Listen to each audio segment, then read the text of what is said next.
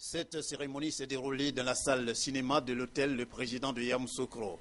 Une occasion pour le ministre d'État, ministre du Plan et du Développement, de présenter le PND, le Plan national de développement sur toutes ses formes aux personnalités présentes. Pour sa part, le Premier ministre Daniel Kablan-Duncan, en saluant d'abord la présence des participants, a rappelé que l'événement faisant l'objet de la réunion est d'une importance indéniable pour le développement de la Côte d'Ivoire.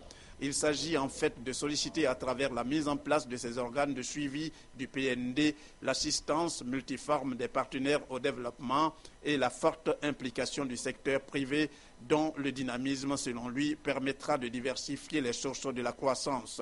D'où la confiance qu'il place en chacun des membres de ces organes.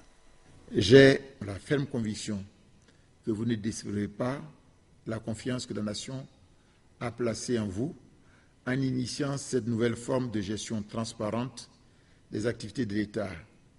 Et quand j'observe les nombreux sacrifices déjà réalisés par chaque fille et chaque fils de ce pays, j'ai confiance dans ce que nous allons pouvoir accomplir tous ensemble. Nous sommes sur la bonne voie. En effet, les taux de croissance du produit intérieur brut sont estimés à 8,6% pour 2012, 9% pour 2013 et 10% à partir de 2014. Les membres des organes de suivi de la mise en œuvre du Plan national de développement ainsi installés, des organes au nombre de 5, le Conseil national de développement, CND, le Comité national de pilotage, CNP, le Comité technique, CT, les coordinations sectorielles, CS, et les comités locaux, CL.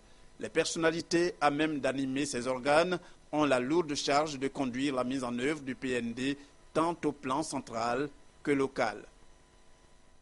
Après l'installation des organes de suivi, le ministre d'État, ministre du Plan et du Développement a rencontré la presse nationale et internationale et au cours des échanges avec les journalistes, Mabry Touakeuse a mis l'accent sur l'échéance de mobilisation de fonds pour le financement du PND. Nous vous proposons un extrait de la conférence de presse.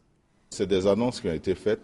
Maintenant, il nous fallait nous organiser. C'est pour cela que tout à l'heure, nous avons installé les organes de suivi de la mise en œuvre du PND. Le Premier ministre lui-même a installé la semaine dernière le comité de mobilisation des ressources qui s'insère évidemment dans ce dispositif institutionnel. Nous allons bientôt commencer les discussions avec la plupart des partenaires. Je voudrais dire qu'au nombre de ceux qui ont annoncé, il y en a dont les annonces sont sur ce que nous avons arrêté ensemble. C'est le cas de la Banque islamique de développement qui était ici déjà en mission de programmation, qui a annoncé donc $1 milliard assis sur le programme triannuel que nous avons fait avec eux. Nous avons la BAD qui arrive dès janvier parce que nous sommes en fin de cycle de programmation avec la BAD, donc ils arrivent dès janvier.